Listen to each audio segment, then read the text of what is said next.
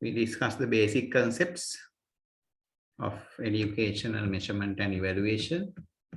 Then assessment, evaluation, measurement, and the different types of measurement like direct measurement, indirect measurement, etc. Then the process of measurement and evaluation,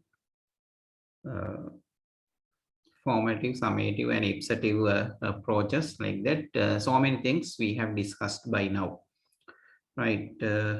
If our host is available, can I have the sharing facility, please? I want to share a document.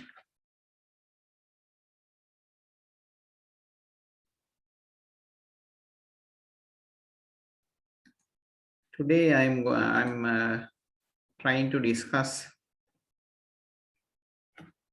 about scales of measurement, and after that discussion, after discussing about scales, characteristics of different scales, measuring scales that you can use with different measuring instruments, and then I would like to move to our second unit, that's about goals, aims, and objectives. Let's still the people are joining. Okay, let them join, and till they join, while they are joining, we can continue our discussion. Right, let's see. So still the sharing facility is not given. So let me contact the university host. I can see the host is here.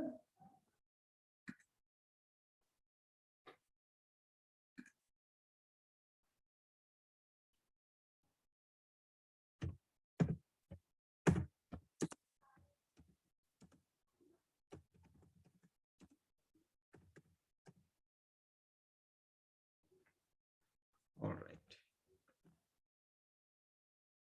Okay, I think now I can share. Yes, thank you. So let's first start with this. Let me first, as a summary of what we have discussed up to now, discuss a little about the difference of assessment and evaluation, difference between assessment and evaluation. If you haven't received this document, I will share this with you, right? I will send it to Mr. Rizad. He will share the document with you. So there's no no need of taking notes of this. I mean, if you have any additional notes, you can make additional notes. But for the moment, this is enough for our discussion. Right. Any questions? You can switch on your mics and ask anytime during the lecture. You can disturb me anytime if anything is unclear. And if you have any questions, so you are free to talk. No problem. Right. So let's look at these differences. You can see differences between assessment and evaluation. The first one given is assessment is a process of evaluation. Sorry.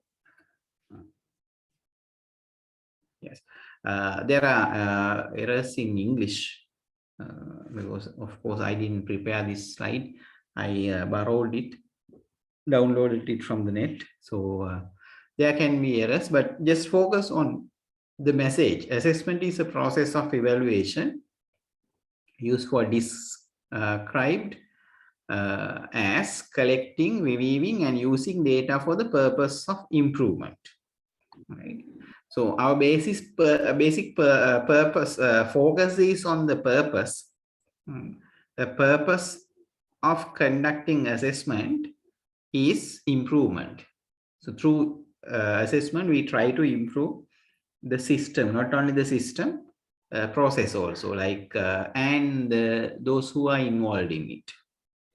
For example, right, if we assess students, our purpose of assessing students is the development of students. So by assessment, through assessment, we try to find out the strengths and weaknesses the students have in them. So after finding out the weaknesses, we can find solutions for those weaknesses. What we can do to control those weaknesses, reduce those weaknesses. And at the same time, we can find out the strengths of our students, learning strengths. So then we can decide what to do to improve all these strengths, right? Strengths should not be stagnated. Strengths should not be in the same place. We can develop them, improve them, take them to a higher state. So that's what we can do. So that's the assessment. The purpose is improvement. Not only the students, we can improve the teacher also. We can improve the way the teachers teach. So if the teacher finds out that certain things, what they teach are not going properly to the heads of the students, or the teacher finds out that the method that we continuously used is not very effective. So then the teachers can change their methods. Teachers can change their techniques and strategies of teaching. Right? So that's the improvement from the teacher's side. And improvement from the materials we use. If we feel that the materials are suitable to the students, they are beyond their level of comprehension, they are much lower than the level of the students. Some activities we use are too simple for the students, or some activities we try to do in the classroom are too difficult for them. So then there's scope for changing them. And at the same time, the certain areas of the syllabus looks not very useful for the students. But then improvement in them, improvement in materials as well as the curriculum. So anyway, the final target is that. On the other side, evaluation, it is described as an act of passing judgment basis of evidence, based on evidence. That's it. So it is for coming into a decision, giving a value judgment at the end. It's like preparing some instrument, right? For example, you take that you get some a contractor to build a house for you, and you give the plan, and you provide materials, and you want the contractor to build your house nicely, right? And when the house is under construction, you visit the site and see how the things are working, right? So if you see in one place, the wall is not constructed well, right? There are some like the wall is not erect, right? Problem in the angle, right? And you see that in some places, the plaster is not well done there. Damaged bricks. So then you can say, like, now this is not what I want. There are errors, right? There are problems in these walls. And you ask the contractor to change them, build them in a better way. So that is the kind of assessment, because you are trying to improve. You are trying to get the quality of it. Right. And then another example, now when the doors and windows are set, right? And then you check them, right? To see that in some certain places, the polish is not done well, right? There are rough places.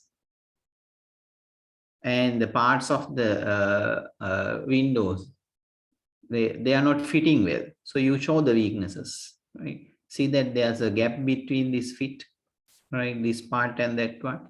So then you ask the contractor, correct them. So step by step, you observe this and try to get the best quality out of it. That's a kind of assessment. Evaluation, it's judgment. Like you give you give materials, you give the location, the plan, everything, and at the end of it, you look at the house, the total finishing, and see that now, okay, the walls are built well, the windows and doors are okay. Then you see some mistakes in the floor, and paint is not well done, and that's not the real colors you wanted. The roof is also not up to the level you wanted. So you say like, okay, now Mr. This is the quality we agreed upon, and this is what you have done. So in these places, right, there are these mistakes. So because of that, this is what I can pay you, right? So though we agreed for, let's say, 8 million, right? Anyway, right? So we agreed on 8 million, but I can't pay you the whole amount. The value of this house for me is 7.5. That's what I can give you, right? And see, that is the kind of evaluation. You give a final judgment about it. Only thing is that after evaluation, there's nothing else we can do, because there's nothing for the improvement. What you can do is give a value judgment and judge whether it can be used or not, or if it can be used for which purposes. Can it be used for the purpose we expected, or is it going to be different other purposes?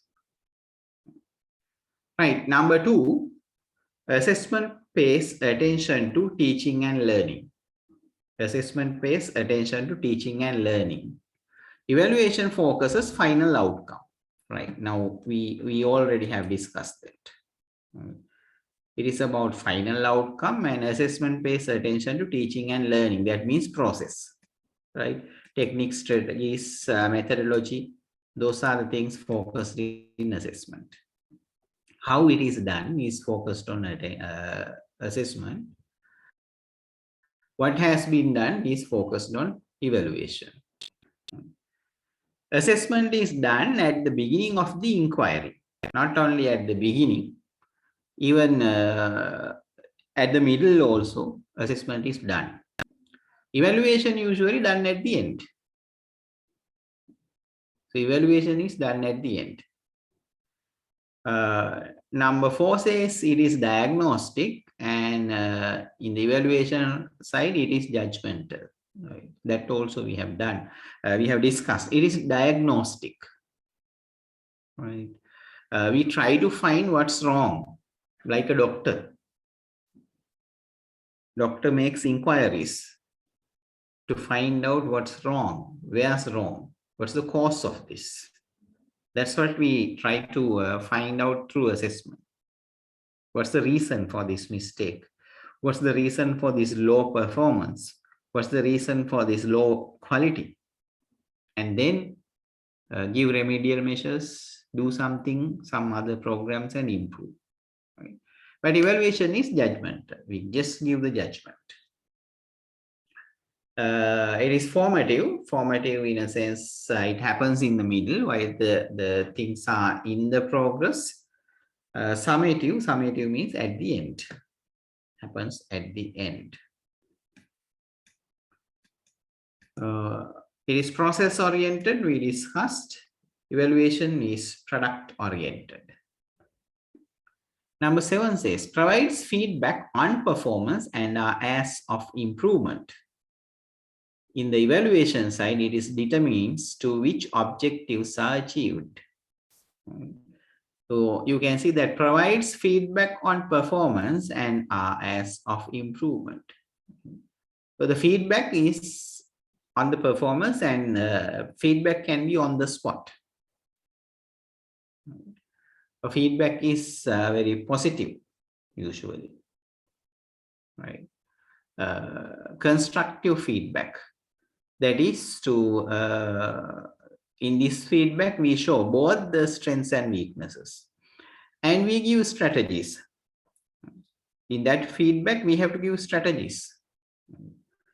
How can you improve more, and how can you reduce these weaknesses? For example, I am giving you an example, right? You are like, a ball is given and you are asked to hit a certain target with the ball. Or you are given like a net ball is there and the net ball circle is there, so you are supposed to shoot. The first attempt you go wrong because it goes, the ball is lower than the net ball circle, right? So then the coach has to say, right, now how can you improve, right? You have to shoot it higher, a little higher. So how can you shoot it a little higher? The coach has to observe and say, you have to change the angle of shooting, right? You have to use more strength in your hand. This is how you should hold the ball. So like that, what to do should be explained, right? That is the kind of feedback. What changes are necessary should be explained. That is the kind of feedback we can give in assessment. And the other side, evaluation determines which objectives are achieved. We finally just say we had 3-4 objectives and we have achieved only 2. So like that, we judge what objectives have been achieved. For example, if there's a lesson, now a lesson was conducted in English and you wanted to teach them how to use the simple present tense, right? Uses of simple present tense. So uses of simple present tense will be like, let's say you tell them it can be used for habitual actions. So the one objective is that, right, uses simple present tense to express habitual actions, right? You may have another objective as writes simple sentences using simple present tense. Let's say write singular simple sentences using simple present tense. Third objective will be accept the fact that simple present tense can be used to talk about day-to-day actions. Another one will be uses proper adverbs to show the frequency of actions. And by the end, after teaching all these things, you see how many objectives have been achieved. And you see that the students are not able to use proper adverbs to describe the frequency of actions. So then that means that objective has not been achieved. So you say, I decided on 4 objectives, only I was able to achieve only 3. Right? So I gave an example related to a lesson. So that's what happens at the end of evaluation also. So we decide now, for example, you wanted to cover 3 units by the end of first term. And at the end of the evaluation, you see that the students have learned only 2 units well. They haven't answered the questions given from the 3rd unit. Their answers are incorrect. So that means we have not been able to teach that 3rd unit well to the students. So we have to teach it again. We have to reteach. So we have been able to achieve only 2 targets, 2 units only. So that's the judgment given, right? Number 8 says based on observation and positive and negative points, right? So that's the comment again, right? We observe the students and we give positive and negative points, both, based on the level of quality as per set standards. In the evaluation, we have set standards. Like 40% you pass. The test is conducted. Marks are given out of 100. And if you can get 40 marks, you have passed. If you can go up to 55 marks, we give you a credit pass. If you can go beyond 65, we give you a merit pass. If you can go beyond 75 or 80, it's a distinction pass.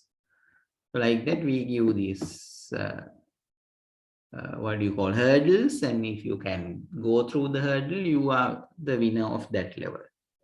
That's all. Number 9, set by both the parties jointly, SS and SSE. So if you as teachers going to be conducting these assessment in the classroom, you should first have a discussion with the students and come to an agreement about which part will be observed, which part will be assessed, right?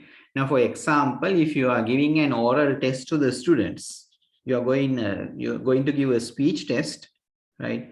You should tell the students, now, today we are going to assess your pronunciation, right?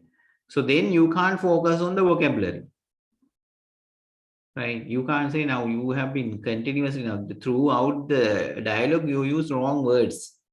That's okay, right? Because we are focusing on vocabulary, sorry, pronunciation, right? If he is writing letters, right, writing formal letters, we come to an agreement, right? Okay, today we are going to look at the format of letters, formal letters, right? So there can be errors in the meaning, errors in the message, right? But today we are not going to comment on that because our agreement is that the format of the lesson, the letter. Right. So comment on how the students have used the format, correct format. Right. So that's an agreement. And the other side, evaluation, all the criteria are set by the evaluator. Right. In the final examination, you don't know anything about the marking scheme.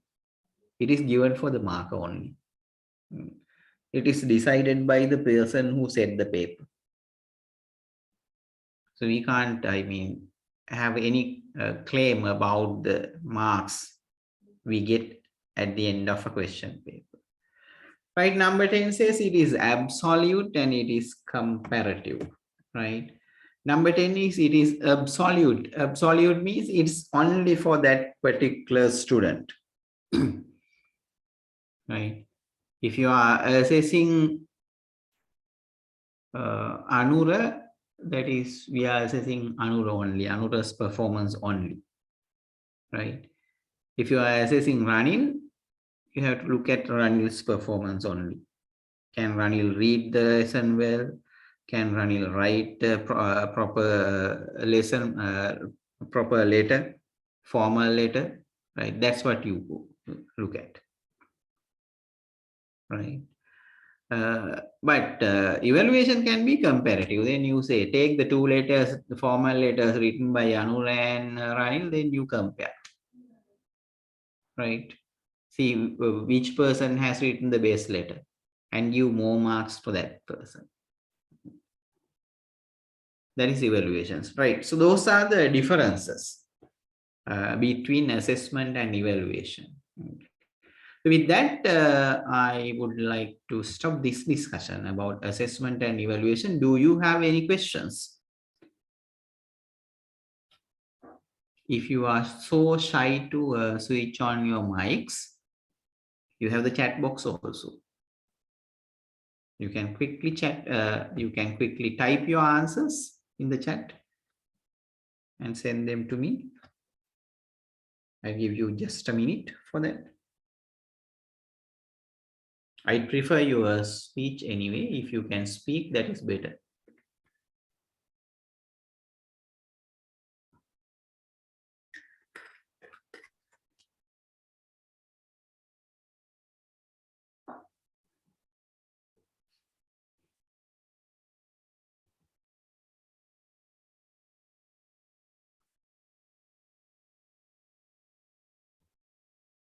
I can see some familiar names also. I don't know whether they are the same people this I know I have met.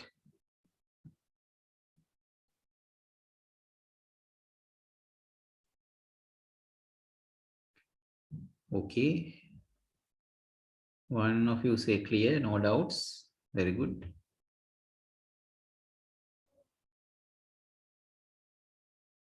I can see Sachini Kaushalya's name. I think we have met earlier. Sachini? Yes, sir. Yes. Any questions? No, sir. Oh, right. All right. Then let's move to our next topic today. That's scales of measurement. I will share a document for this. Just give me a minute to get rid of the earlier document.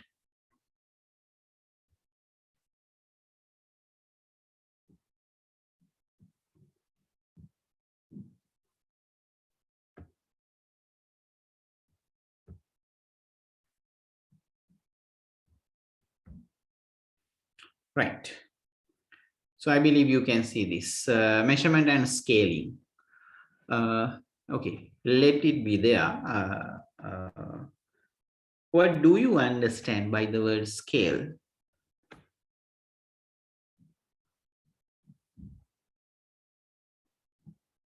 You can talk, you can speak, or you can quick type a short answer and send it to the chat.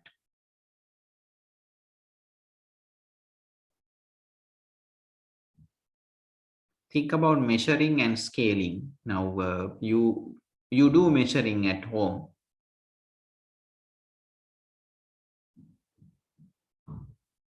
We measure the length of clothes.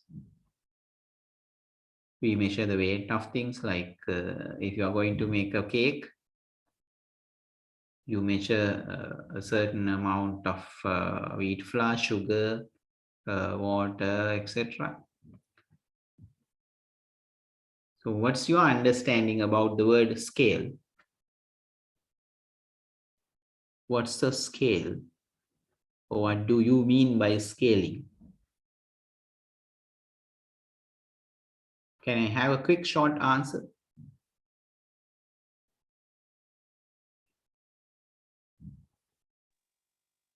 So scale is kind of object that used to measure some quantity.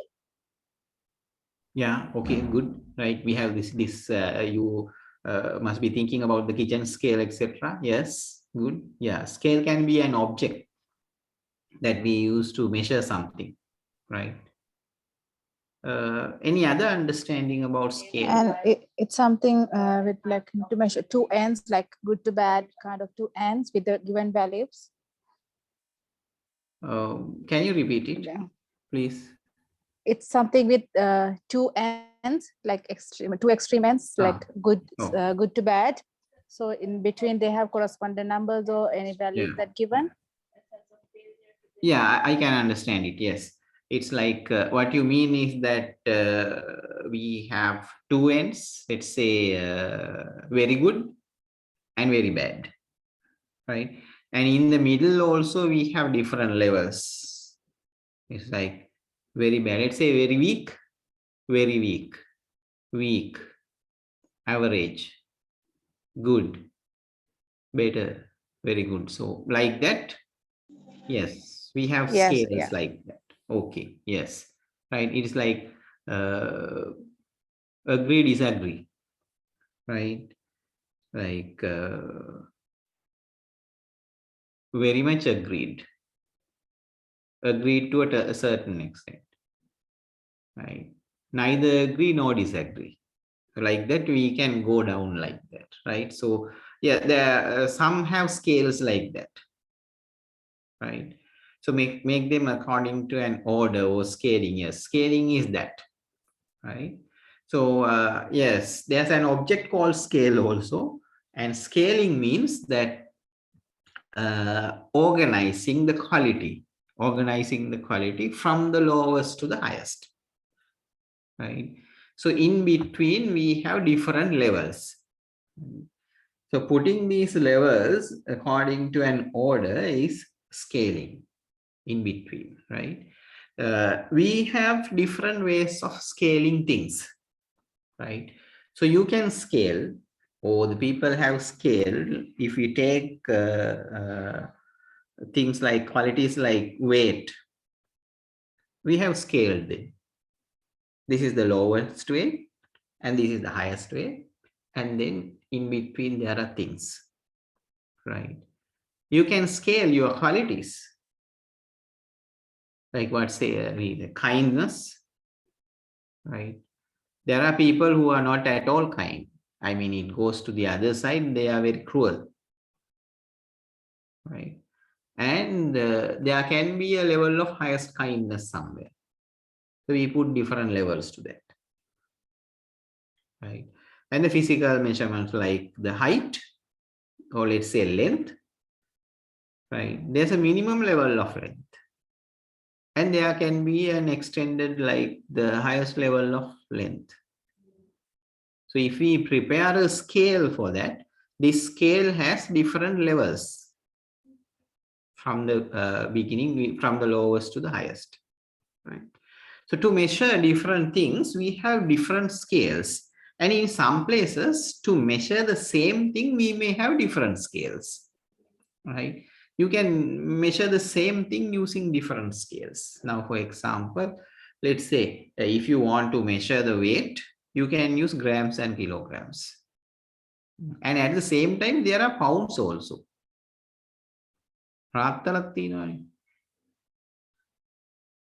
So there are different things like that. If you want to measure the length, there are meters and kilometers. At the same time, there's a different measure called miles. If you go to the sea, you have knots. To measure the same thing, there can be different scales. And these different scales have different characteristics. So what we are going to do today is discussing these different characteristics and different types of scales to measure different things. So what things can be measured using different scales? Now let's see what this document tells us about measuring and scaling. I don't mind your writing this one or taking even screenshots of this, because I can't share this with you due to copyright issues, let's say, because this is not my own document, so I can't share this with you. I don't mind even if you take the screenshots or photos of it. Measurement means assigning numbers or other symbols to characteristics of objects according to certain pre-specified rules. Now we have discussed about measurement earlier, so I'm not going to explain this word by word. One-to-one correspondence between the numbers and the characteristics being measured. Right, so there should be one-to-one correspondence between numbers and the characteristics being measured. The rules for assigning numbers should be standardized and applied uniformly. The rules for assigning numbers should be standardized and applied uniformly. So it's like something like this. We assign numbers, let's say, if we think about a certain quality of a person, right? Okay, we are going to give marks for the way the people dress, right? We say it's a kind of shabby dressing. We say just 2 marks, right? Acceptable dressing, 3 marks. Smart dressing, 4 marks. Right? So this smartness should have some kind of unity. Now, just because you like the person but the person is just wearing something, but still you give the maximum mark. Right? So that's not uniformity. Right? So there should be uniformity in assigning numbers or marks. Rules must not change over objects or time. Right? So we said rules. Right? We say we give marks for the behavior of the students. Right? So if you sweep the classroom well every day in the morning, I give you 10 marks. If you keep your books in the correct order, I give you another 10 marks. If you sit properly in your chair, another 10 marks. So like that we give. Okay, those are the rules. Right? And after about let's say 2-3 days, you observe that all the students are getting some good marks. Right? Now you think that it's not nice, like I want to change this. Right? Because everybody is getting the same mark here. I want to reduce their marks. And then you try to change down some rules there. Right? And you see that there can be these personal biases. The most obedient students are also getting the same mark, and some students who are disobedient are also getting the same mark. They are disobedient to me, but they are sweeping the class well and keeping the books well and sitting properly. So there's nothing we can do. So we are going to change some rules. That is not acceptable, right? Scale is a scale. It should not change anywhere. Right. So these are the scale characteristics. Description. By description, we mean the unique labels or descriptors that are used to designate each value of the scale. All scales possesses description. It's something like this. If you go through marking scheme, you will see how we allocate marks so that each mark should be explained well. Let's say we give a passage to the students, right, and ask them to write an answer. So you ask a question like this.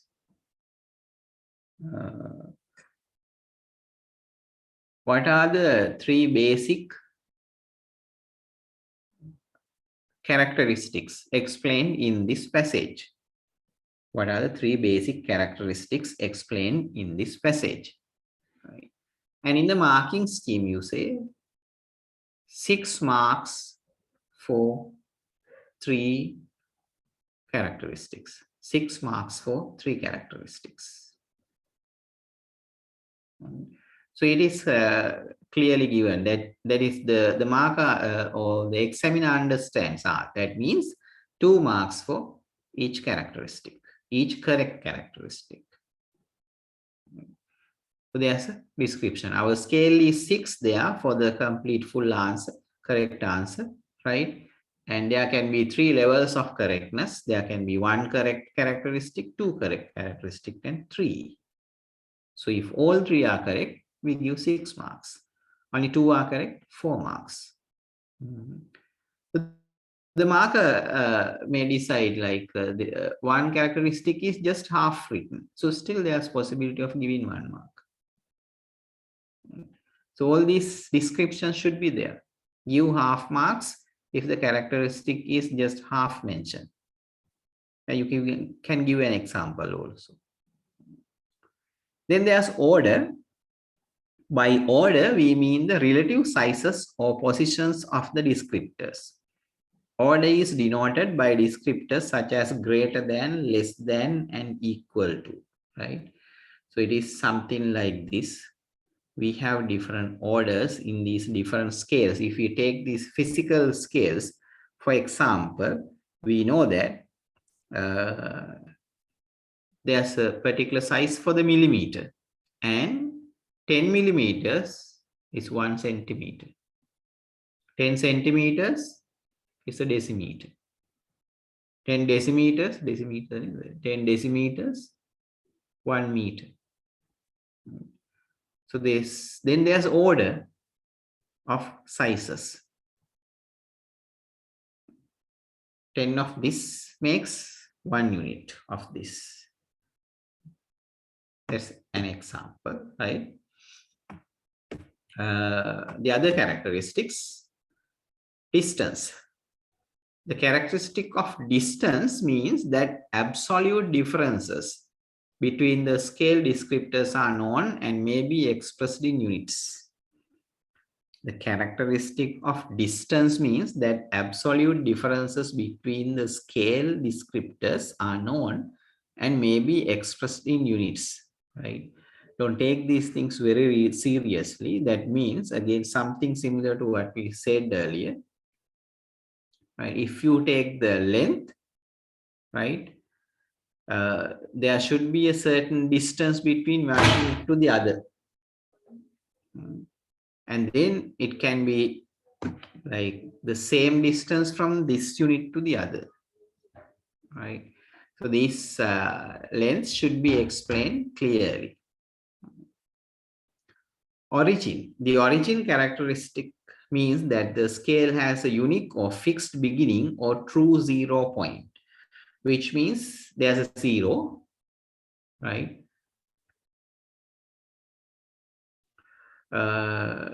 Somebody is asking whether I have shared this one. No, I haven't shared this in the group. So that's why I asked you to take screenshots if necessary, right? Because I'm not allowed to share this, right? I can't share this with you. So quickly take notes or take photos or take screenshots, whatever you like. Right, back to this. The origin characteristic means that the scale has a unique or fixed beginning or true 0 point, which means if you say 0 of something and there's nothing. For example, if you say 0 weight, right? 0 grams of something. Right? So 0 grams of something means there's nothing to measure. The length is 0 means there's no, like you want, you say clothes. 0 clothes means there's no cloth there. 0 liters means there's no liquid there, right? So 0 is 0, right? There's nothing in it. This absolute 0 concept, I can explain when we come to different scales, right? Further. Right, so look at this scaling. Scaling involves creating a continuum upon which measured objects are located. Right. For example, consider an attitude scale from 1 to 100. Each respondent is assigned a number from 1 to 100, with 1 equals extremely unfavorable and 100 equals extremely favorable. So that's what you explained. One of you explained saying there can be 2 extents, like very good, the other side very bad. 2 extents. 100, 1 to 100. Measurement is the actual assignment of number from 1 to 100 to each respondent. Scaling is the process of placing the respondents on a continuum with respect to their attitude toward department stores, right? So attitudes can change, like you can take any attitude as an example. It is like you asking the students to stand in one line according to their height. The shortest child in one corner, the tallest child in the other corner, right? And in between, the students are standing according to the order of their height. So this scaling is also the same.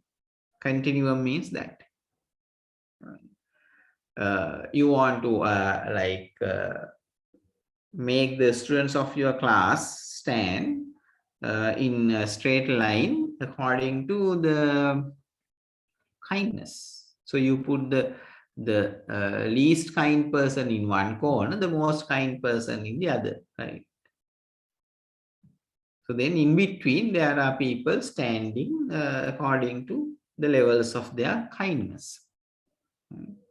That's not very easy to find, but if we take a physical example, that's easy, like things like height, right, or weight, or the fatness,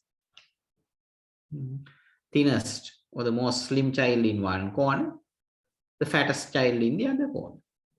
And in between, according to their fatness, you can arrange them in a line, straight line.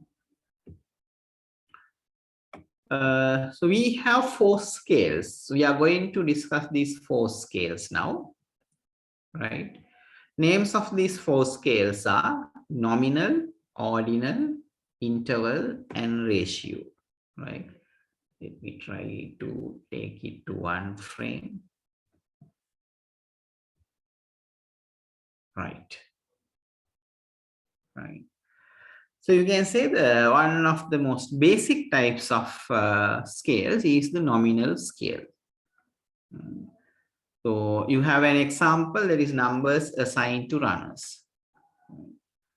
That is, if you give a number as a representative of something, representation of something, that's nominal scale, right? For example, we have given numbers to grades, grade 1, 2, 3, 4, 5, like that. That's a number, right? Then you can give numbers to winners, like the not winners, of course, runners, right? In the sports meet, in the school sports meet, the school gives numbers to the runners, right? For the house A, they allocate numbers. Okay, 1 to 100. That is house A. House B, numbers from 101 to 200.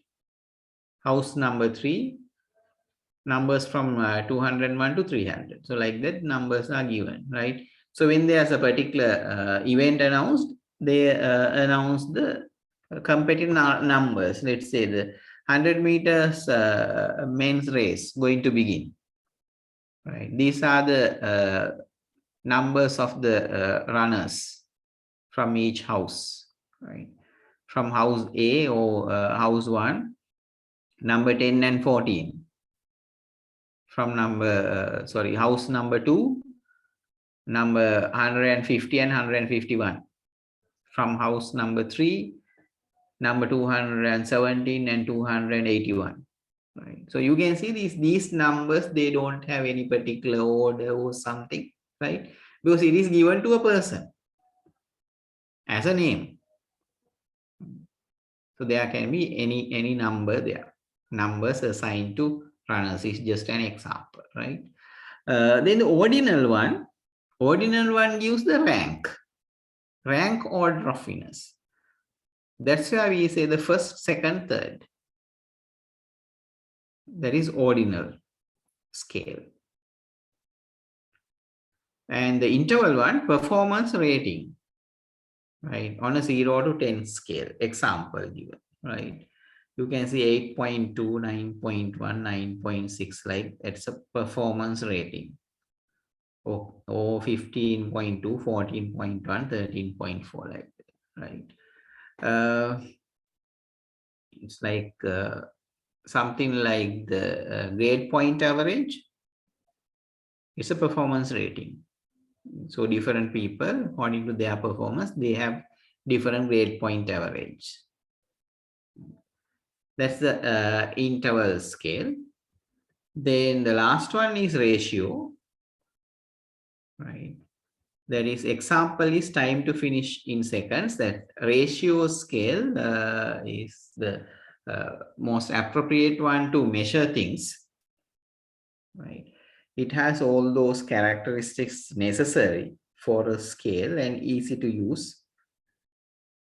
Examples are, the better examples are like meter ruler is the best example. Because all units are equal. Millimeter, 1 millimeter is equal to the other millimeter. 1 centimeter is equal to the other centimeter. And the connection between the units, different units is also same, like 10 millimeters, 1 centimeter.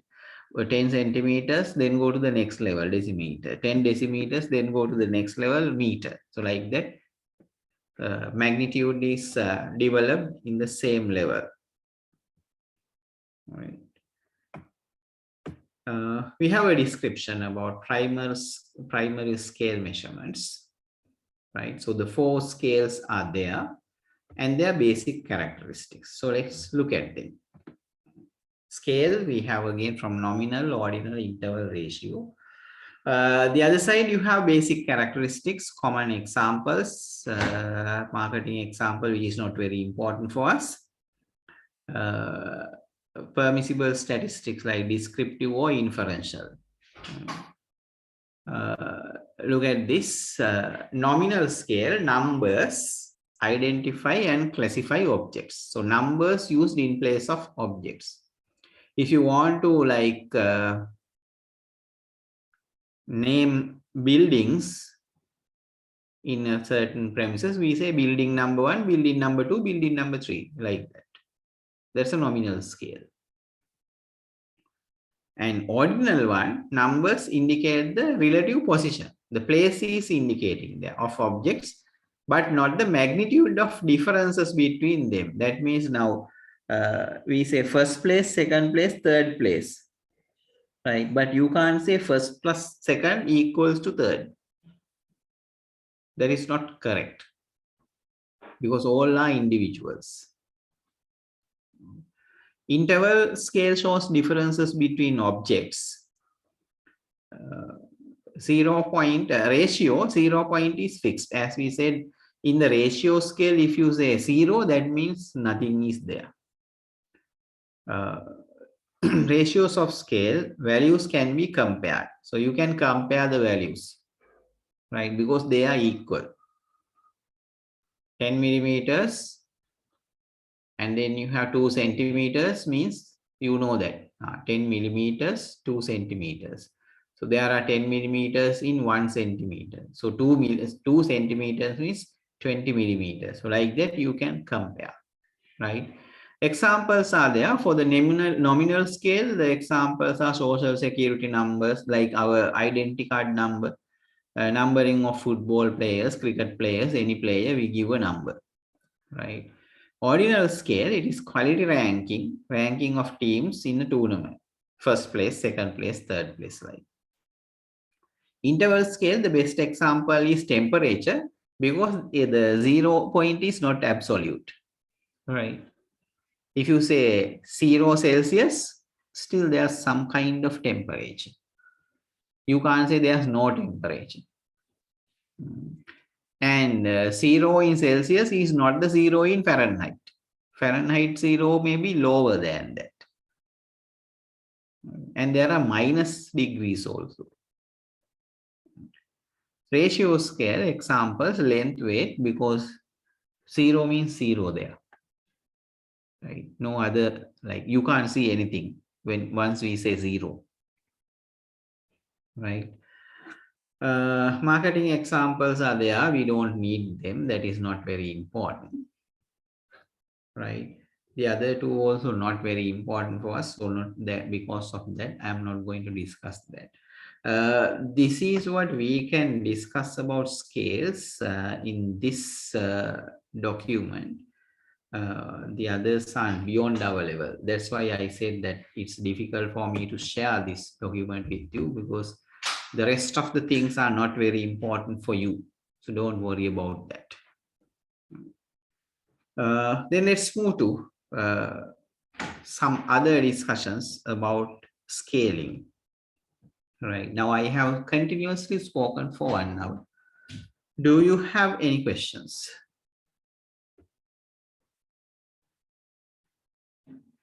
Opportunity for asking questions.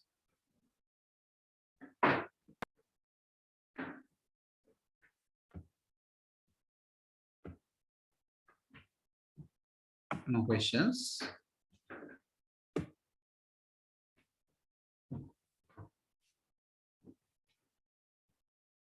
Right. If there are no questions, that's good. Let's continue. Now I have given several examples for these 4 scales, right? The 4 scales are these. Okay, let me go back to the previous document.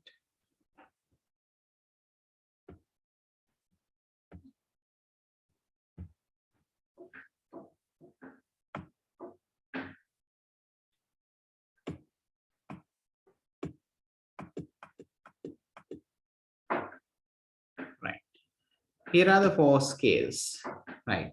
Now, can you give me 4 other examples for these things? Right now, we have numbers assigned to runners for nominal, rank order of winners, ordinal, performance rating interval, time to finish in seconds for ratio. Can you think about some other examples, 4 examples? Yes, so as usual, you can either switch on the mic and speak, or you can type your answers in the chat. Right, I'll give you 2-3 minutes to think about this and give me an answer, because we need some exercise for that. As a change, for a change, let's do a simple activity. They take 2-3 minutes and try to give some more examples for these four different examples for the 4 scales. All right.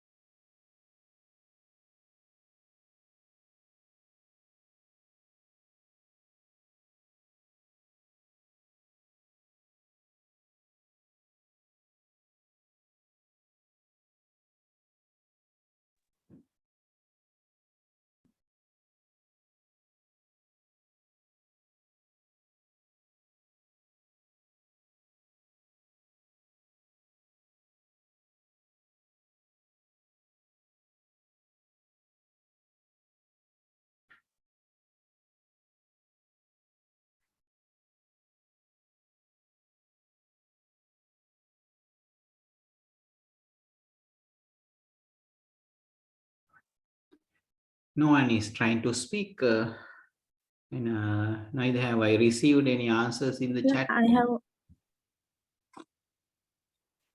sir, maybe nominal scale, example, name of students.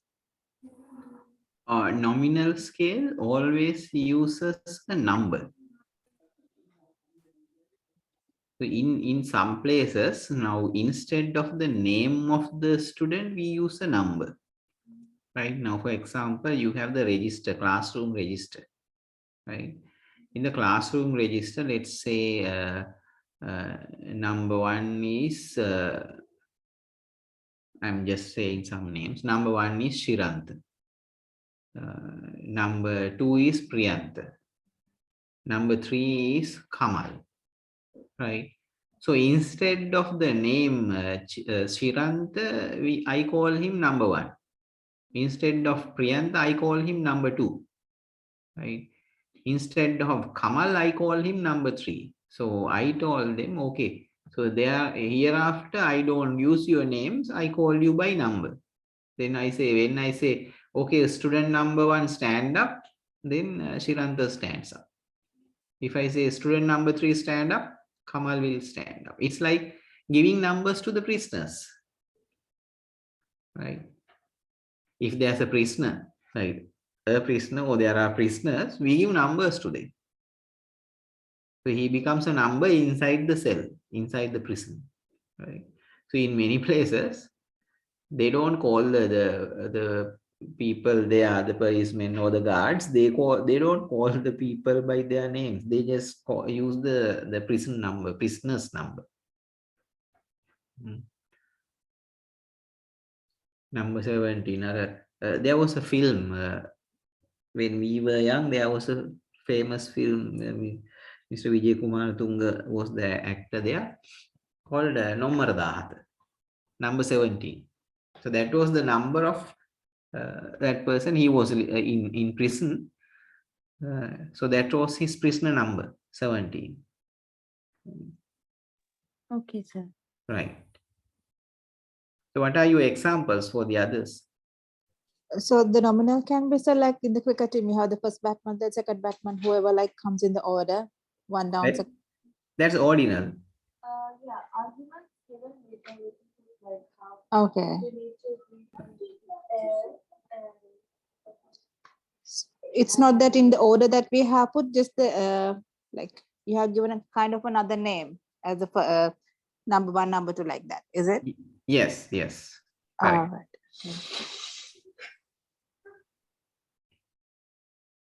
Anybody else who wishes to speak? for ordinal scale, I think rank marks of students. Can you explain a little bit? In a test, we can the rank marks of students. What do you mean by rank marks? Can you tell me the marks there? Yeah, example, let's think, let's think we are doing exam in the classroom, then we can, the student, we are giving the marks for students, then Yes. we can rank the marks. We can take average and rank them, first place, second place, and third Okay. place. Yeah, that's correct. Exactly correct. Yes.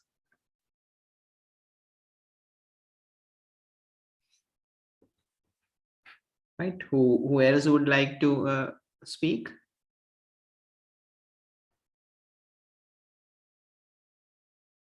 No. Is there anybody who is typing answers? Do you need more time for that?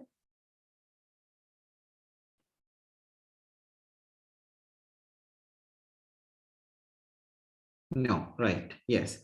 Yeah. Okay. Based on your answers, I can judge that you have fair understanding about this. When we discuss the next document, you will clearly understand it. Right. So you will be able to give examples for the other two also after this discussion. So let me stop sharing this one and go for another document.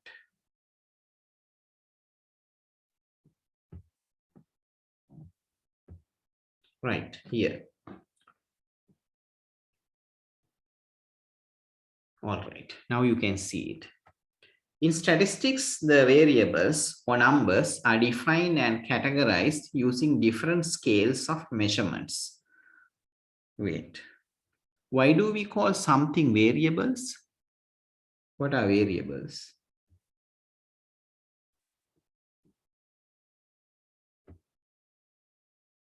What is a variable? We use this especially in research, this word in research. We call, there are two types of variables as dependent and independent variables. No, it's not consistent, like it's keep changing. Yes. The characteristics that change, they are variables. We have characteristics and they change. Like for example, even the complexion is a variable, it changes. Right? It changes from person to person, and even the same person's complexion can change from time to time. Like it's not something like a chameleon, but like In a small age, one complexion, after about 10 years, another one, after another 10 years, another complexion. Like there can be variations due to different reasons, due to different effects, right? So because of the outside effect, if something changes, some quality changes, that's a variable. So in statistics, the variables or numbers are defined and categorized using different scales of measurements. Each level of measurement scale has specific properties that determine the various use of statistical analysis. Right. So we are going to see these properties, different properties. In this article, we will learn 4 types of scales such as nominal, ordinal, interval, and ratio scale. I'm going to share this after the lesson. This document, you will receive this document after the lesson. A scale is a device or an object used to measure or quantify any event or another object. So that's the answer to my first question. A scale is a device or an object used to measure or quantify any event or another object. Right, these 4 words are not very important for us, right? Just ignore that. Let me remove that from the document.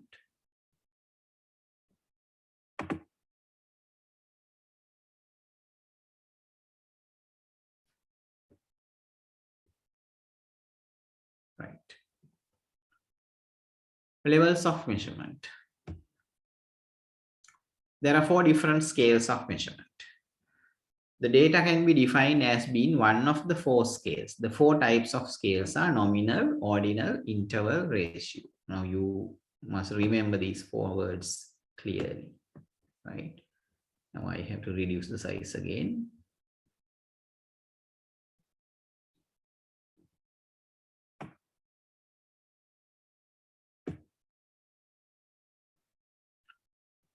A little more. Right. So now look at this structure or drawing or sketch. Right. You can see that each scale is a development of the other. Like there's a level of development than the basic scale. So the most basic scale is the nominal scale, where we have named variables, right? I give you another example. Now you take your students on trips, school trips, class trips, field trips, right? So just imagine that in our big schools, there are more than 200 students in a class, because, sorry, in a grade. Each grade has several classes. Take grade 6, for example, there can be about 5 to 6, not 5 to 6. In some big schools, there are more than 10 parallel classes, right? So grade 6, there are 5 classes, and you take 1 bus for each class, right? So what you do on in the morning of the class trip day, you label the buses as number 1, number 2, number 3, number 4, number 5, right? That's nominal scale, right? The bus may have different names, right? Bus may have different other numbers like the registers numbers, etc. But now for this naming purpose, we are using numbers. This is number 1 bus, this is number 2 bus, right? You drop in certain places, you drop the word number, then you say this is bus 1, bus 2, bus 3, bus 4, like that, right? Giving a name, right? Use numbers as a name. Ordinal one, named plus ordered.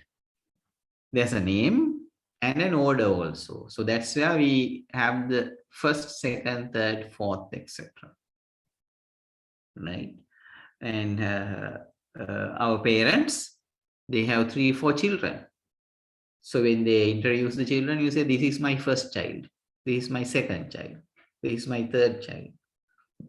Like that, according to the order of birth, you introduce the children.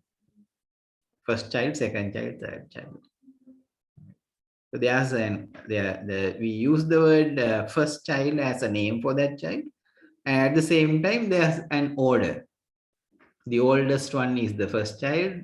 Second one is the second, of course, the middle one, right? And the last born one is the third child.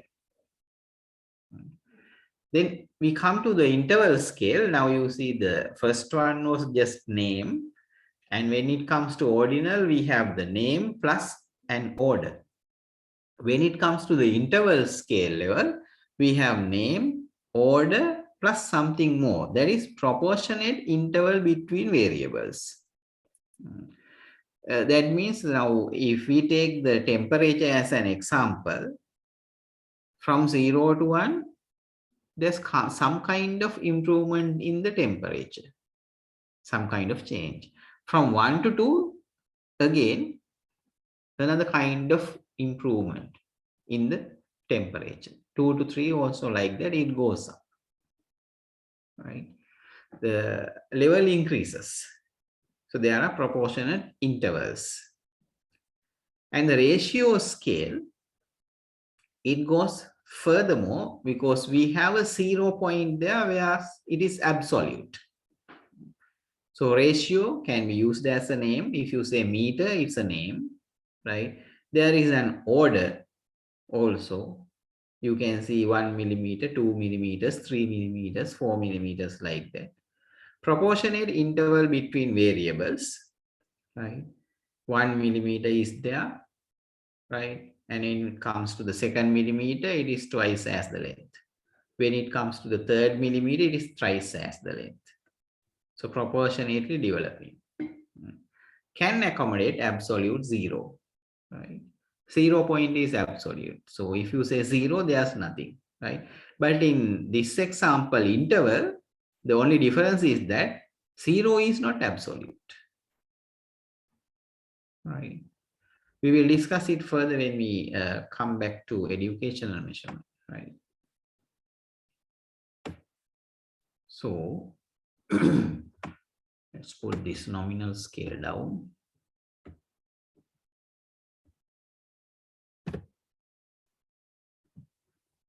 Nominal scale is the first level of measurement scale in which the numbers serve as tags or labels to classify or identify the objects. A nominal scale usually deals with the non-numeric variables or the numbers that do not have any value, right? So it's like it's used as a tag. Now, identifying the tag is very easy, right? I'll give you an example. It's like now in the labor room, when the birth is given, right? A tag is attached to the hand of the mother. Let's say number 9, right? So then the same number is attached to the hand of the baby, number 9. So maybe that baby is put to the baby room there, right? So then by that time, it's number 9 mother and number 9 child, right? So this doesn't mean anything, right? It is only a name for the identification, right? When the nurses want to identify the baby, whose baby it is identified by that number and the number in the hand of the mother, right? So it serves as a tag. Characteristics of nominal scale. A nominal scale variable is classified into 2 or more categories. In this measurement mechanism, the answer should fall into either of the classes. Nominal scale variable is classified into 2 or more categories, right? So in this measurement mechanism, the answer should fall into either of the classes. That means there are 2 things, 2 categories. It should go to one of them. It is qualitative. The numbers are used here to identify the objects, right? It is just to identify the objects. You can't make mathematical calculations using these numbers, right? Now, for example, if you have like numbered the prisoners, prisoner 1 is number 1, prisoner 2 is number 2, right? and there can be so many prisoners. Now you can't say prisoner 1 plus prisoner 2 equals prisoner 3. There's no meaning in that, right? You can say prisoner number 2 multiplied by prisoner number 3 equals to 6 prisoners. That doesn't happen. So it's just a name. You can't use these numbers for mathematical calculations, right? There are 6 runners in the race.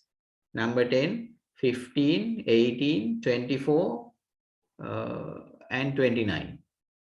Now, can you do any mathematical calculations using these numbers? Right?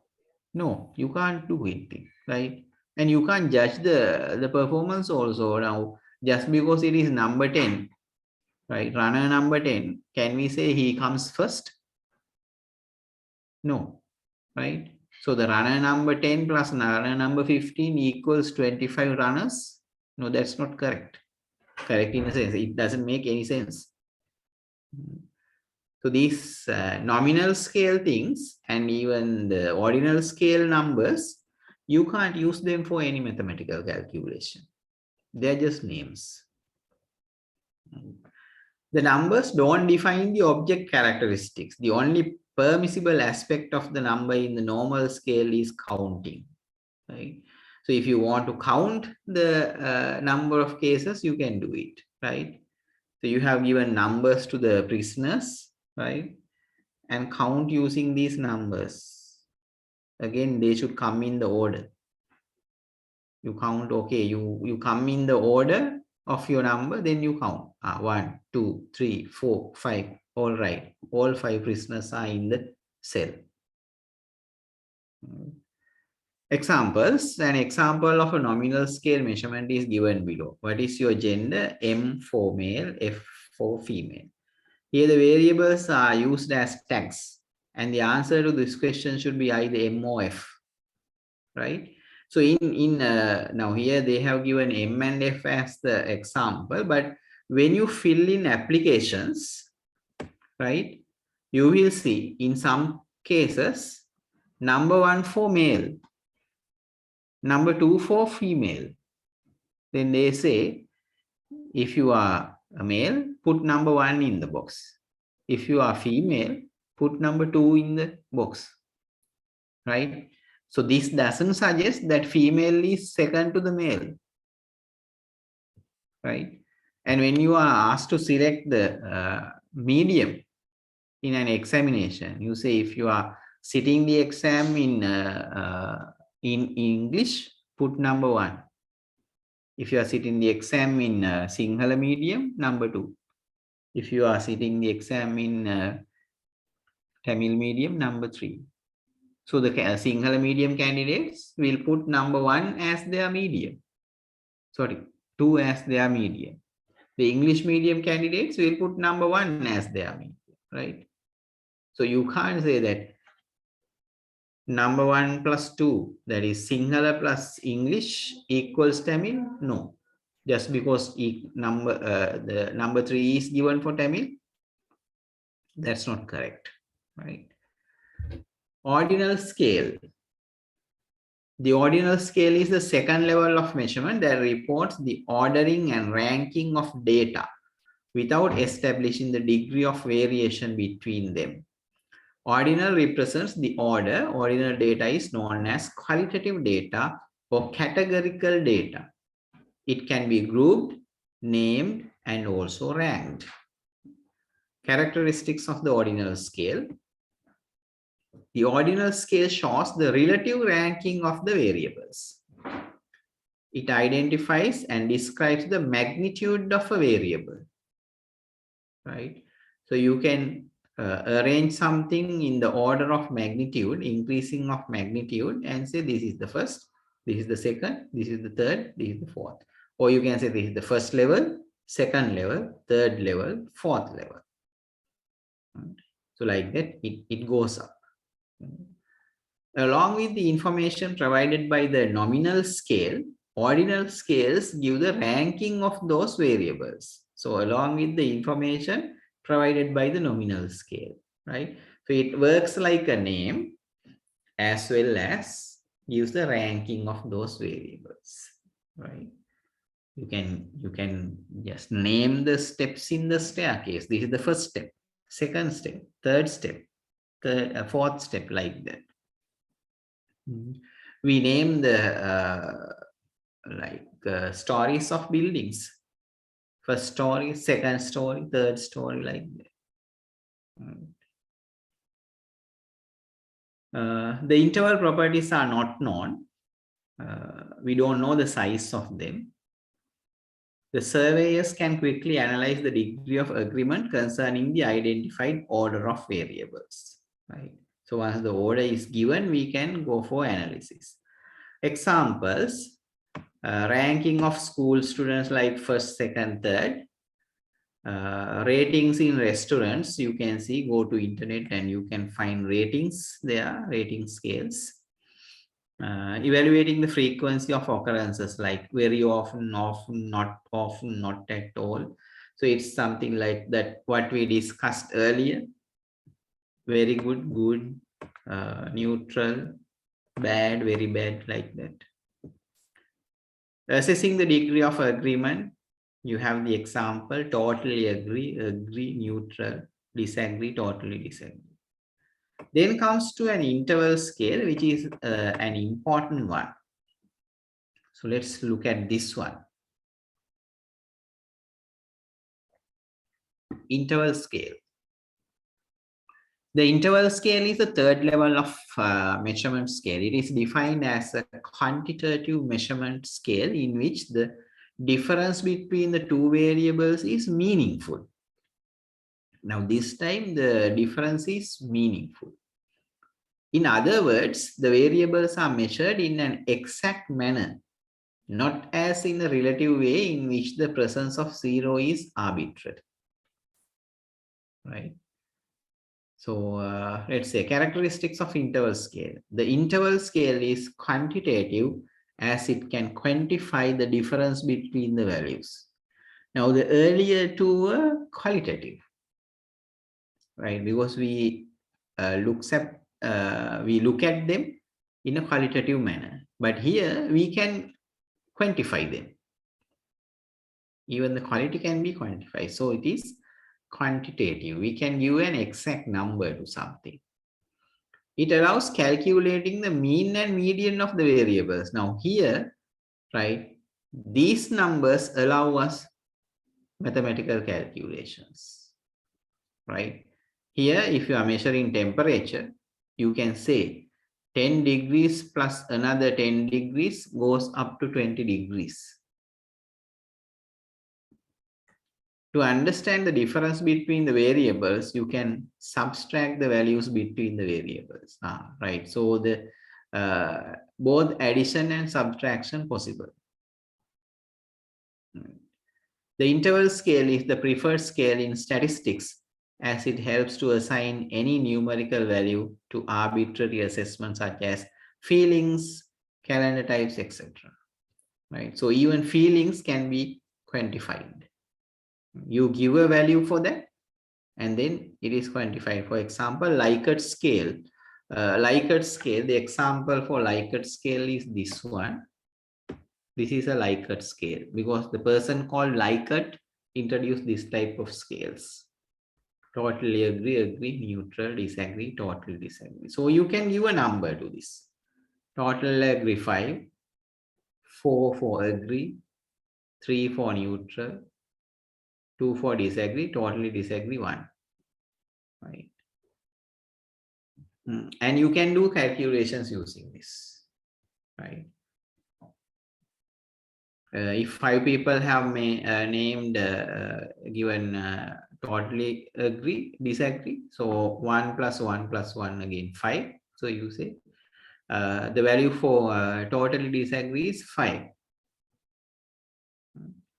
Like that, we can, in analysis, you can use that net promoter score and bipolar matrix table. Of course, I don't know how to explain these two, but the Likert scale is commonly used in our educational measurement also.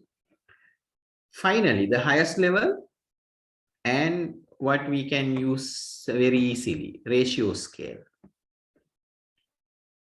The ratio scale is the fourth level of measurement scale, which is quantitative, directly quantitative, right? All numbers are there, and all these numbers can be used for any kind of mathematical calculation.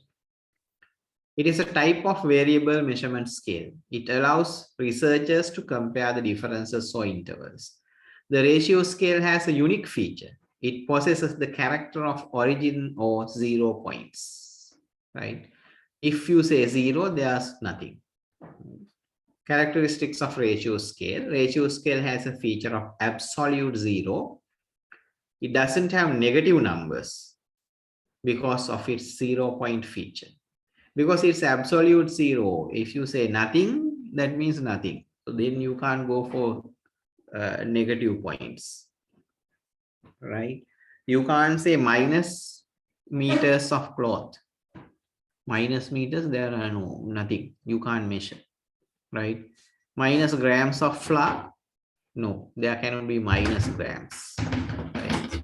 We should be able to physically see these things. It affords unique opportunities for statistical analysis. The variables can be orderly added, subtracted, multiplied, and divided. Mean, median, and mode can be calculated using the ratio scale.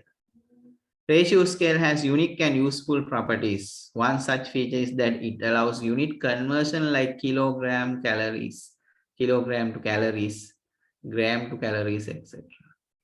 Right? So you can turn them like volume, you say liters, right? Can be turned into kilograms, right?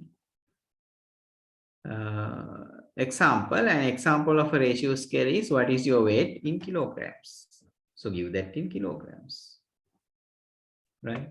We say 10 people are there in different kilograms. One is 50 kilograms, the other is 75. Other is 102. So then by adding all these together, you can say, okay, the weight of these 5 people is this, right? So here you can see example, less than 55, 55 to 75, more than 95, etc. So exact number can be given. Right. Now the problem, right? What's the real difference between these last two scales?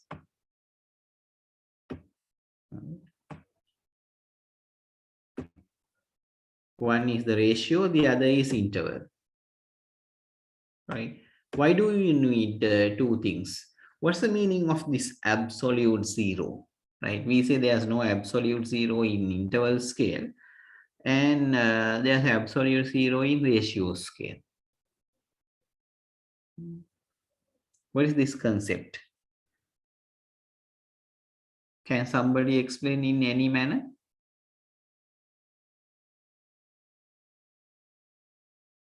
With an example?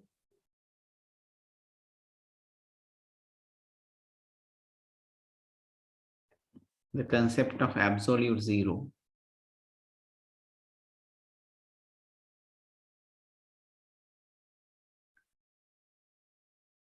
I'm just trying to check whether you have understood.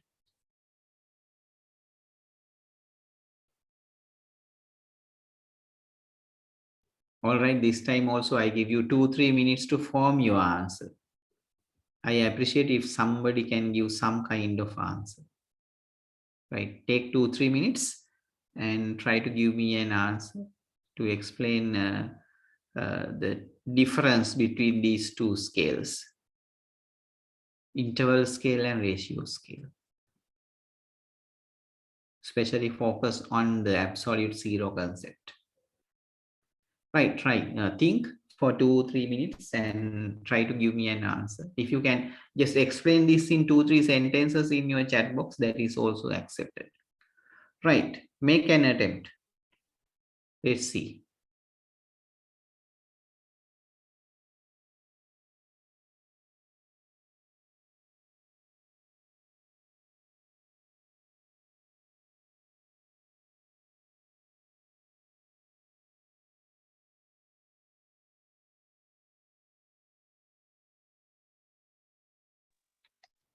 So, Yes, you can go ahead. I'm listening. yeah, so I think here that absolute zero means there's no any particular criteria we have to consider. We are talking about one thing. When we go to the ratio scale, actually we have some range to tolerate. Right. I would like you to replace your word criteria with a word like quality or characteristic. That characteristic is not present when you say absolute, right? But when you go back to the interval scale, as you said, yes, there's something to compare, something remaining in that particular characteristic. Right, very good. Good attempt. And thank you very much for that attempt. Let's look at this one. So these are Celsius and Fahrenheit, two scales we use to measure temperature, right? Both of these are interval scales. Celsius and Fahrenheit are interval scales, different scales to measure temperature. You can see a comparison chart. What is so special about this? Celsius versus Fahrenheit comparison chart. Now see here, right? Now we say Celsius absolute zero, right? That means now in some place we say zero means that there's no temperature at all, right? When it comes to no temperature at all, Celsius can be read as minus 273.15, right? When there's no temperature at all, still the Fahrenheit is read as minus 459.67, right? So then you can see that if there's 273 Celsius where there's no temperature at all, right? There's better temperature in 270, minus 270. When you say minus 100, right, there's some kind of temperature still. Minus 50, again, some kind of temperature. And 0 Celsius, kind of temperature is there. You can live, no problem. Right? But you may not be able to live there where there's no temperature at all. So then the average human body temperature for Celsius is 37 degrees, whereas for Fahrenheit it is 98.6. Is it 98.6 or 4? As I remember, it is 98.4. It should be 4, sir. Yeah, it should be 4. Let me correct it.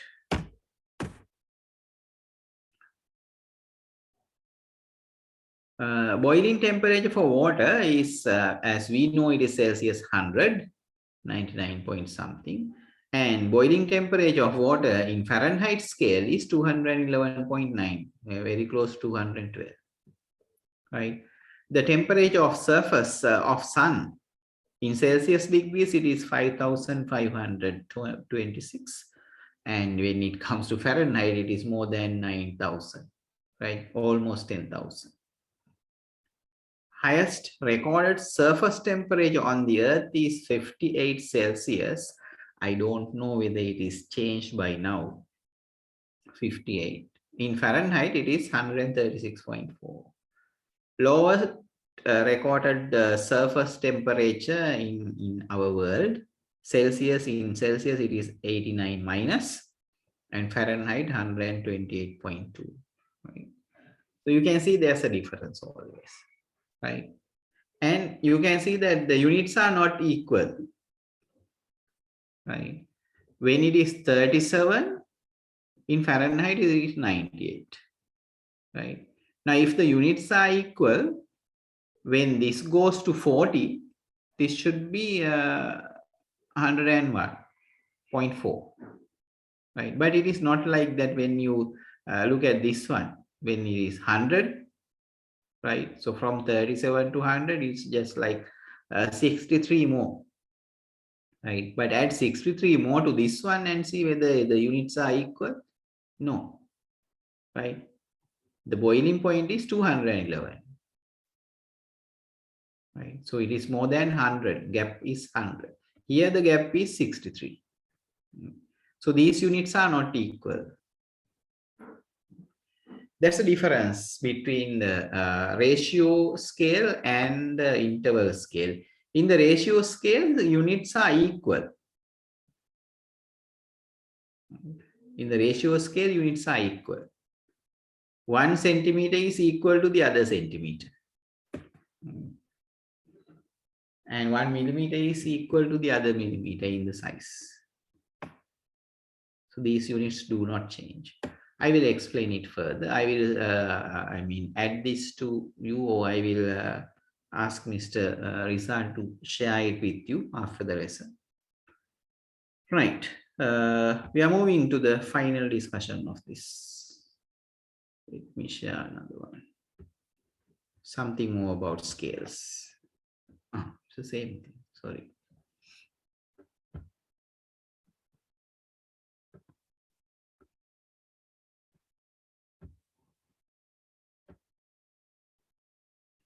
We go to the properties of scales again. Properties of measurement scales. Each scale of measurement satisfies one or more of the following properties of measurement, right? So there should be 4 properties in the scales, right? According to the number of properties they have, their quality increases, their level increases. First thing is that there should be identity. Each value on the measurement scale has a unique meaning. Then there should be magnitude. Values on the measurement scale have an ordered relationship to one another. That is, some values are larger and some are smaller. That's why we say 1 millimeter plus another millimeter, it is 2 millimeters, right? 5 millimeters plus 5 millimeters, it is 10 millimeters. 10 millimeters is 1 centimeter. 20 millimeters is 2 centimeters. 30 millimeters is 3 centimeters. It goes on like that. There can be equal, there should be equal intervals. Scale units along the scale are equal to one another. This means, for example, that the difference between 1 and 2 would be equal to the difference between 19 and 20. Right? Now, this from 19 to 20, there cannot be a bigger space if it is length. A minimum value of 0. The scale has a true 0 point below which no values exist. Now let's see the properties of nominal scale. We have discussed this earlier, so I will quickly go. The nominal scale of measurement only satisfied the identity property of measurement. So you have an identity there, that's all. Values assigned to variables represent a descriptive category, but have no inherent numerical value with respect to magnitude. Gender is an example of a variable that is measured on a nominal scale. Individuals may be classified as male or female, but neither value represents more or less gender than the other. Religion and political affiliation are other examples of variables that are normally measured on a nominal scale, right? So I have given so many examples for that.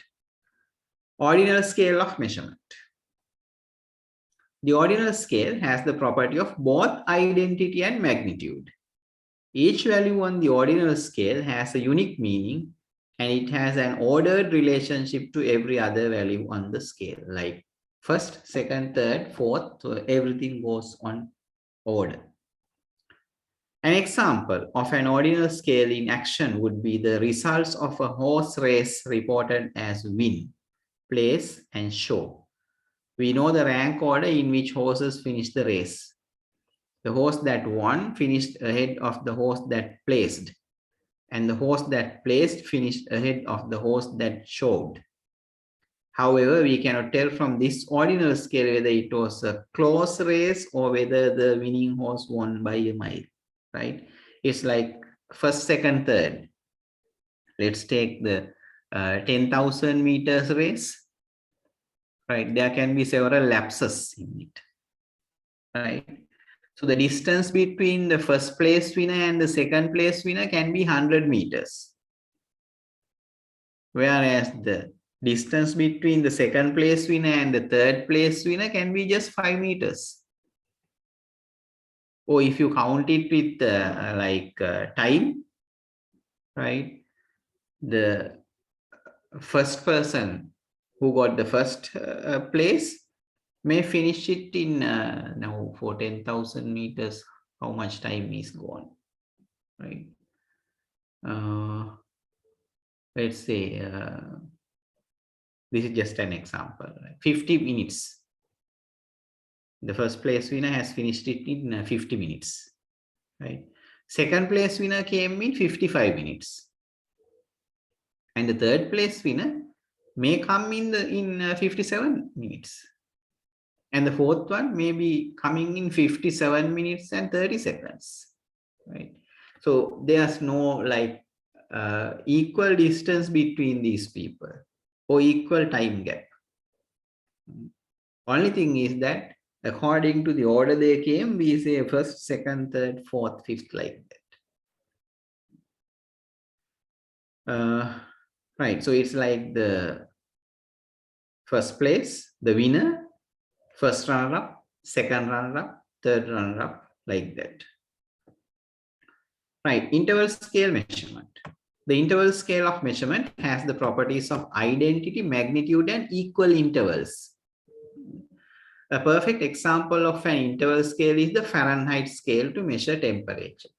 The scale is made up of equal temperature units, so that the difference between 40 and 50 degrees Fahrenheit is equal to the difference between 50 and 60 degrees Fahrenheit. But this goes wrong somewhere, right? I will explain it at the end.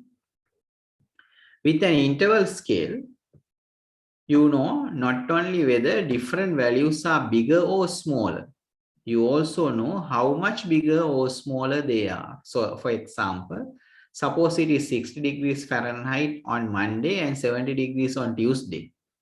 You know not only that it was hotter on Tuesday, you also know that it was 10 degrees hotter. Right. Ratio scale of measurement. The ratio scale of measurement satisfies all four of the properties of measurement: identity, magnitude, equal intervals, and a minimum value of 0. The weight of an object would be an example of a ratio scale. Each value on the weight scale has a unique meaning.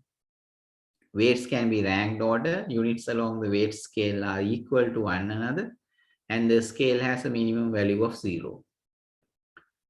Weight scales have a minimum value of 0 because objects at rest can be weightless, but they cannot have negative weight, right? So there cannot be negative weights. You can't say minus 1 kilogram, right?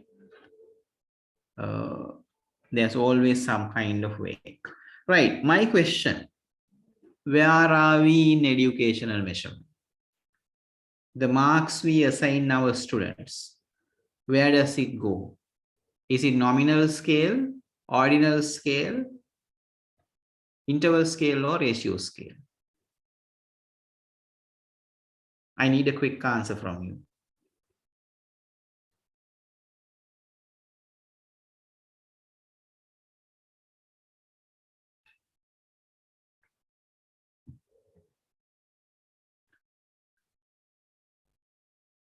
Educational measurement means giving numerical values, giving numbers to the student performance.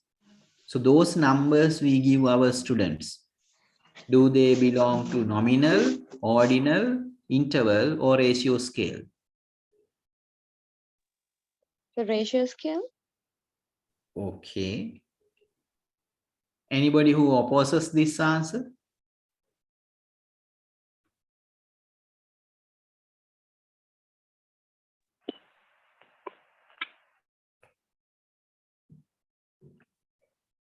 Anybody wants to speak?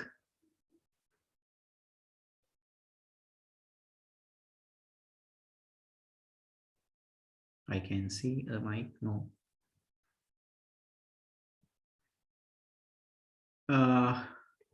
Do you think there's an absolute zero in educational measurement?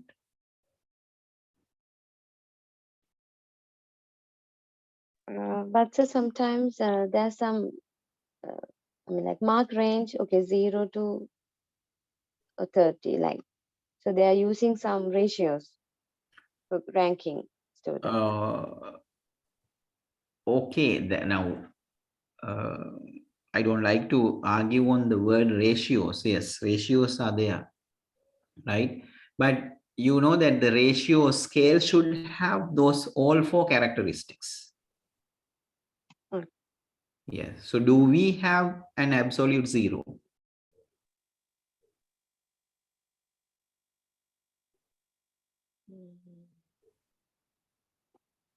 I request all participants to stay to the end of the discussion because this part is important. Do you think that there's an absolute zero? Think like this, right? If we are teaching English and we are giving a test to grade 3 students, right?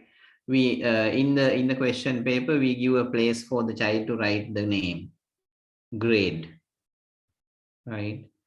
And there can be matching questions, writing 1-word answers, 2-word answers, numbering, writing 2-3 sentences about themselves. There's a particular child who has scored 0 for that. The test paper, the child has 0, right?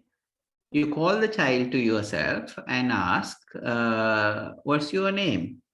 The child understands the question and gives out his name. Though, does that 0 mean the child has 0 knowledge in English?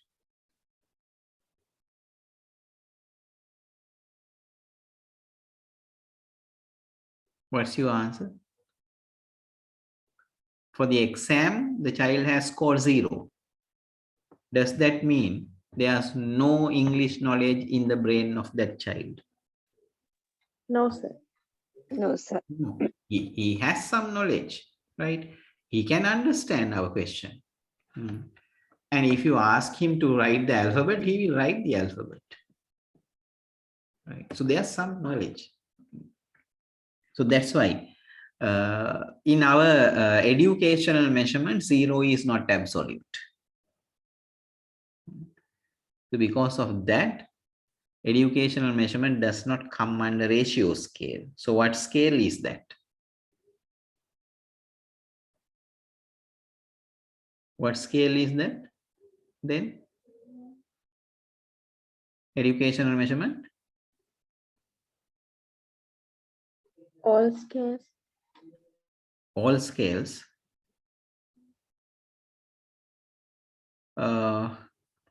Yeah, I agree with you to a certain extent. Like there can be nominal scales in the educational measurement because you can number the students and call it a name. And by taking the aggregate marks in the final examination, we can give them positions, places, first, second, third. Okay, that's also there. And the marks we assign our students in the examination, that is interval scale, right? It may have very close intervals, similar intervals, so interval scale. But in educational measurement, it's very difficult to come to ratio scales because in some places these units are not equal, right? It's difficult to do certain calculations in some places, right? And there's no absolute 0. Now even for the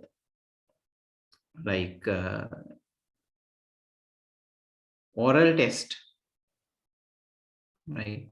We will give a 0 mark, but that does not mean this child cannot speak. The child can speak.